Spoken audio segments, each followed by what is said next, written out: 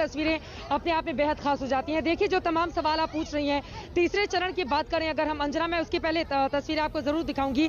तो इसमें 3 अहम बयान प्रधानमंत्री नरेंद्र मोदी का दीदी ओ दीदी, जिस पर टीएमसी ने प्रतिक्रिया दी। दीदी ओ दीदी को लेकर बीजेपी लगातार हमलावर होती हुई चले गए, अलग अलग वीडियो जारी किए गए। ममता बनर्जी की बात करें तो उनकी ओर से मुसलमान वोटरों से अपील की गई थी।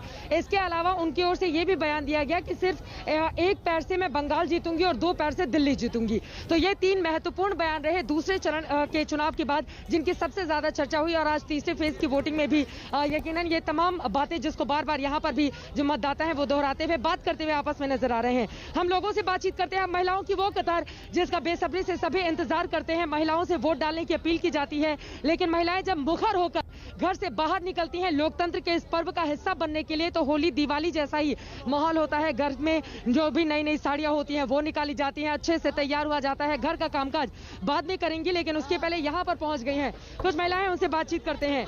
कौन सा मुद्दा होगा जिसको ध्यान में रखकर आप वोट करने के लिए जा रही हैं? क्योंकि वोट देना हमारा हक, मौलिक अधिकार है, इसलिए हम आए वोट देने के। उत्साह है बिल्कुल। हाँ जी। घर का काम बाद में, पहले यहाँ पर मतदान। हाँ, बिल्कुल बिल्कुल। उन्नयन हुआ यहाँ पर केमन आছেন? ठीक है, बढ़िया उत्साह है बिल्कुल। ভালো আছি। तो देखिए ये महिलाएं यहाँ पर खड़ी हुई हैं कतार में, पूरे अंदर तक 2 कतारें। देखिए अंजना, सुबह जब हम आए हुए थे महिलाओं की लंबी कतार जरूर थे, लेकिन पुरुषों की 2 कतारें थी।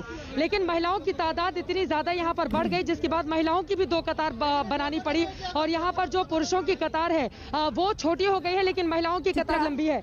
अंदर तक की तस्वीरें खचाखच यहाँ पर, हालांकि कोरोना का ये काल है, यकीनन अपने आप में बड़ी चुनौती, लेकिन खचाखच यहाँ पर किस तरह से ये पूरा का पूरा पोलिंग बूथ भरा हुआ है, इन तस्वीरों के जरिए आप समझ सकते हैं। और यकीन यही कि कम से कम आज यहाँ का जो मतदाता है वो तमाम रिकॉर्ड तोड़ने के लिए बेताब बेसब्र नजर आ रहा है। और ये लंबी कतारें उसी की बानगी यहाँ पर बनती हुई दिखाई दे रही है। बिल्कुल, आप सभी बने रहिए। बड़ी खबर आ रही है वो बता दें, बीजेपी ने चुनाव में धांधली का आरोप लगाया है। इलेक्शन कमीशन ने सेक्टर अफसर को निलंबित जिस मामले में किया है, उसमें इलेक्शन कमीशन ने यह भी कह दिया है कि हम उस ईवीएम का इस्तेमाल नहीं करेंगे जो ईवीएम बरामद की गई है। यानी ये अपने आप में संकेत है। देखिए, इससे पहले असम में भी एक बीजेपी उम्मीदवार की गाड़ी में ईवीएम मिलने के बाद एक्शन लिया गया था, उन अफसरों को सस्पेंड किया गया था। विपक्ष ने इसका जबरदस्त मुद्दा बनाया था।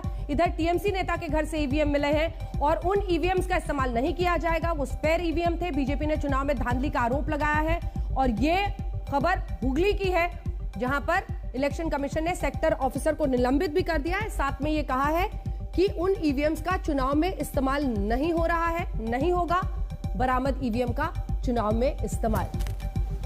अनुपम हमारे साथ जुड़े हुए हैं, वहीं हुगली से ही मौजूद है। अनुपम, जल्दी से एक बार अगर इस पर नजर, पिछली बार भी अगर हम देखें, हालांकि वो असम की घटना थी जहां एक बीजेपी उम्मीदवार की गाड़ी में मिला था। इलेक्शन कमीशन ने बाकायदा बनाया कि बहुत बारिश हो रही थी, लिफ्ट ले ली थी गाड़ी से, ये वो, लेकिन इन सब के बीच वोटर्स का भरोसा बना रहे, बड़ी उम्मीदों और विश्वास के साथ आज मतदाता पहुंचता है। और ये देखिए हुगली की ये घटना अपने आप में कई सवाल खड़े करती हुई, लेकिन इलेक्शन कमीशन ने कह दिया है इस्तेमाल नहीं होगा। हम हंगामे की तस्वीरें दिखा रहे हैं अनुपम।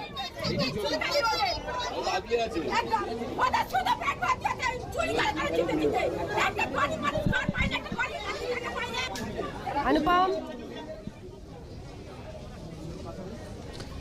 जी बिल्कुल, हुगली में कई जगह से हंगामे की खबरें आ रही हैं और ये तारकेश्वर है जहां पर एक जगह हंगामे की खबर आई है। इससे पहले गोघाट में भी हमने देखा हंगामे की खबर आई थी। कल रात एक टीएमसी कार्यकर्ता, बीजेपी कार्यकर्ता की मां के साथ मारपीट की गई थी। और अभी जो खबर आ रही है वो तारकेश्वर में है, जहां आरोप बीजेपी की ओर से लगाया जा रहा है कि बीजेपी की कार्यकर्ता के साथ मारपिटाई की गई है। और ये जो इलाका है, आपको बता दूँ, ये इलाका खास तौर पर हिंसा प्रभावित इलाका है। इस बार जिन जगहों पर चुनाव हो रहे हैं, चाहे वो दक्षिण 24 परगना हो, चाहे हावड़ा ग्रामीण हो, हावड़ा ग्रामीण की 7 सीटों पर है, और हुगली में भी जिन जगहों पर चुनाव हो रहे हैं, इससे पहले भी जो चुनाव हुए हैं यहाँ से हिंसा की खबरें लगातार आती रही हैं। तो इसी वजह से जो सुरक्षा कर्मी हैं, अनुपम आपको रोक रही हूँ। देखिए अब रफ्तार बढ़ी है। 2 घंटे के बाद देखिए पश्चिम बंगाल में 14, इससे पहले जब हम आपको बता रहे थे आंकड़े 5% से भी कम था, लेकिन अब 15% के आसपास वोटिंग का आंकड़ा हो गया है। 2 घंटे की वोटिंग में मतदान ने अब पकड़ी है रफ्तार।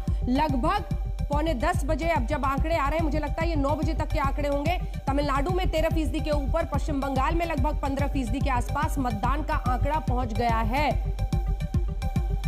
तमिलनाडु में लगभग 14%, वहीं 15% के आसपास पश्चिम बंगाल में।